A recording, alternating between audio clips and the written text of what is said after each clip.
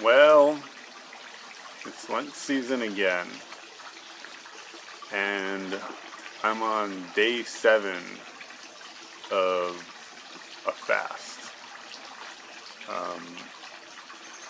I think there's something to this time of year where it's most optimal to do your fast. So I was trying to research, and that's what I'm doing. I was trying to research like what traditionally the Catholics did during this time. I mean, it's been watered down so much now. It's just like you give up something for 40 days. Like, oh, I'm giving up chocolate, or I'm giving up candy. Like crap, you shouldn't be eating anyway. But like, I want to figure out like what they like back in the day. Like, what did they do for this season? Like what? And it was definitely, I don't know. I researched a little bit. I didn't go that deep into it, but I found one good source. And it seems like what they did was they would fast for 6 days and then eat on Sunday, and then fast for another 6 days. And they keep doing that until the end of Lent. So in total there would be 40 days of fasting after Fat Tuesday up until Good Friday. And I'm not sure if they fasted like the whole 6 days, like just no food at all. Oh, if you're wondering where I have this bean bag or whatever, this thing, it's a bean bag. It's full of sand. This is mainly a hair loss channel. If you've never seen any other of my videos, what I'm trying to do is flatten my head. So I'm trying to apply a constant force over time in the area where there's rounding and bulging, which happens to be at the top of the head, also happens to the forehead. But during the day, I'm working with gravity and trying to flatten out the top. It seems to be creating some wrinkles here, but whatever. So yeah, I'm trying to flatten my head. And I'm also doing other things like fasting. Because fasting gives you control over your physical body. It enhances your spirit. I don't know if enhance is the right word, but your spirit gets stronger as your physical body gets weaker because you're overcoming your physical urges. And that, in doing so, you kind of put the spirit back in control, which is the deepest essence of our being. The physical is just the surface, and a lot of us are controlled by our urges, our physical urges, because we really don't train the spirit nowadays. And fasting is like the easiest way. I don't know if the easiest way. It's not easy. It's certainly not easy to not eat for a week, but it's one simple, effective way to gain control over a part of your body that you should have control over. There are other layers too. There's an etheric level and a soul level, and those are harder to get control over. It takes more concentration, more awareness. But fasting is something that is simple enough that anyone can do it. You just have to have the willpower and have the stones to do it. And, I don't know if the stones is the right word, but it's not like this is really courageous or anything. But not many people have not eaten for a week. And nowadays, I mean, before they did, back when the season of Lent started being practiced, I mean, people would fast for a while. I guess they probably had no qualms with fasting. Not so much now. Like people go 6 days, probably wouldn't even think twice about it. Now people can't go 6 hours without eating. You have to snack. It's not good. We're letting our bodies, our cravings, control us. But anyway, back to the tradition. So I'm trying to flatten my head. And tradition, I think they went 6 full days, and then ate on Sunday. They feasted on Sunday, and went over 6 days. And I guess the whole point of it is to honor Jesus, who fasted for 40 days, and overcame temptation by the devil before he started his ministry, which I think is interesting because that's when he started performing all these healing miracles. So there might be something about fasting for 40 straight days that will enhance your healing abilities. And the guy would just go around touching people and they would miraculously heal. And then he taught other people to do the same thing. He's kind of like a magician. Like it's just like you read the Bible, it's just like magic. Like it's things that we can't even conceive of. Like how would someone do that? It's implausible to us, and that's why I think a lot of people dismiss it. But I think there is something to that. I think there's this whole spiritual realm that we can't see anymore. We don't have access to. But fasting might be a way for us to access it. And when we can start manipulating the spiritual level, right, then it will manifest in the physical level and with these healing miracles. But anyway, so it's to honor Jesus for the sacrifice that he made. And I guess, and maybe, we should consider doing that if we need healing miracles, or we would like to heal other people. And I think that's part of it. You can't do this for selfish reasons. It has to be for the good of humanity. And I have to keep that perspective. While I want to grow hair back, I also want to do this to help other people. Like, I know a lot of people who are in need of healing, and they don't really believe the stuff that I'm doing. And I would really like to do something that would show them that there are alternate ways besides taking chemicals. And probably not even alternate. It's like a better way. It's like an actually effective way to heal yourself, like a permanent way to heal yourself, as opposed to treating one symptom, like suppressing it, but then like all these other effects, negative effects, occur as a result, and then you have to get on more medication, as you keep suppressing one symptom and creating several others. So anyway, it's you have to be doing this for. That's part of it. Like, it has to be done for the good of humanity, not just for your own vanity. So anyway, so the one thing was Jesus, and the other thing was, like, during this time, I guess you're not supposed to eat meat. And that's how it started. Like, there was no meat, there were no eggs, there's no milk, so there were no animal foods during this time. You just ate like bread and fruit, like fruit jam or something, and whatever vegetables were available, which aren't that many in these northern latitudes at this time of year. So that'd be pretty hard to eat, just subsist on bread and jam and some vegetables. Like, you might as well just not eat at all. But anyway, I guess the whole not eating meat or milking at the milk and the eggs was to honor the time when humans were not allowed to eat meat, eat these foods by the will of God. So back when humans lived for hundreds of years, like 300, 400 to 900 years, you look at the Bible, and if you actually believe the accounts in the Bible, maybe people usually find that implausible that a human would live that long, but humans were different then. It wasn't the human form that we have now. It's probably a different form. But anyway, that's how humans lived for that long, but then God shortened our lifespan. He weakened us. And as a consolation, that's when he allowed us to start eating animal foods, so we can have some strength while we're still alive.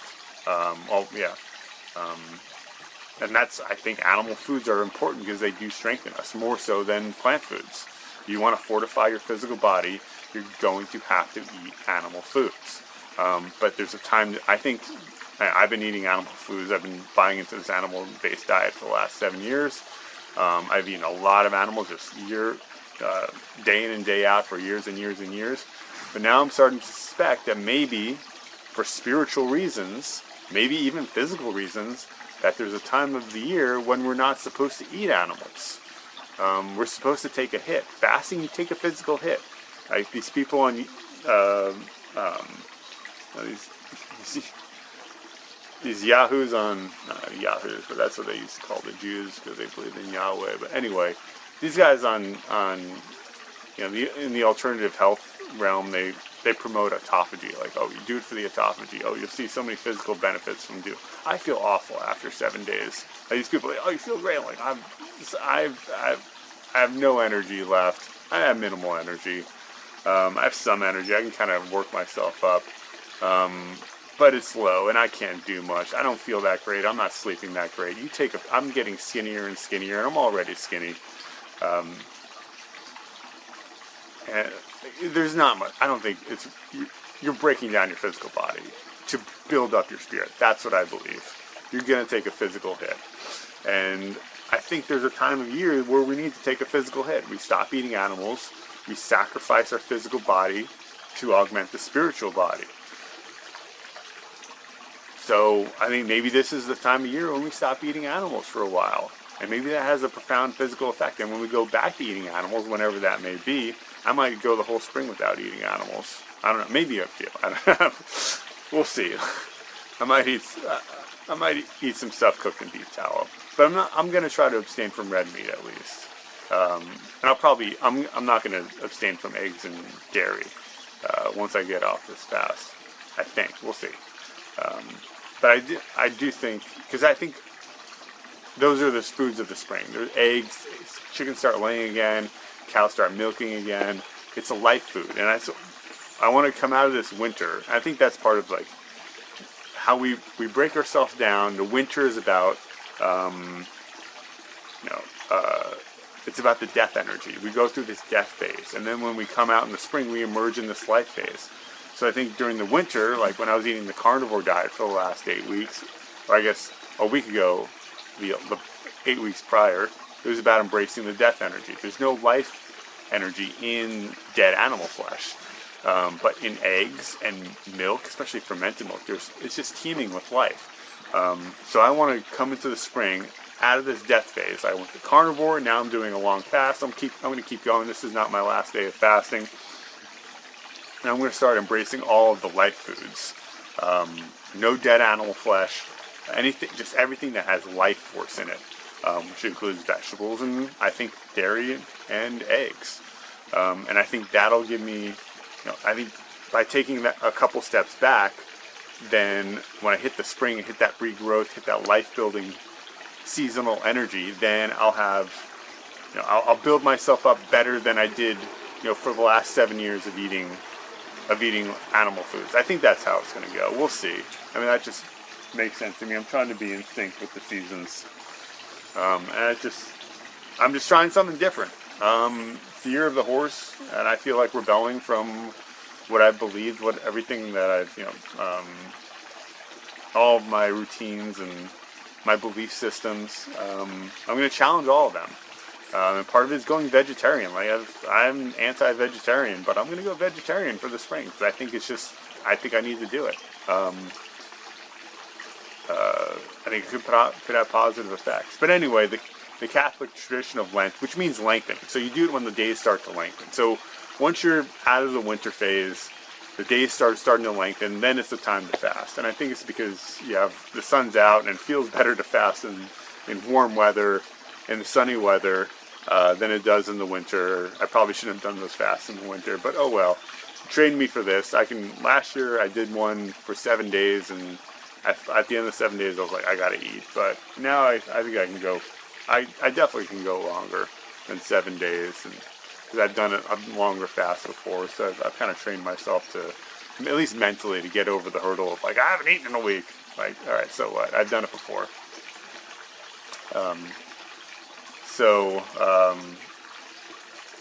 It's this time of year where we're transitioning out of the winter phase, out of the death phase, into the life phase. And I guess what they started out with was the 6 days of maybe no eating. I'm not sure. It was either no eating or you can only eat one meal after 3 p.m.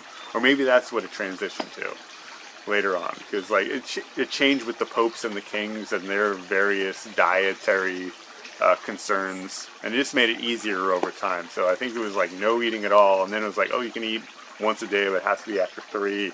And then they changed that, or at least they made it so like, first it was like, no, you can't have any animal flesh, but then they're like, oh no, it's just milking animals, so you could have fish.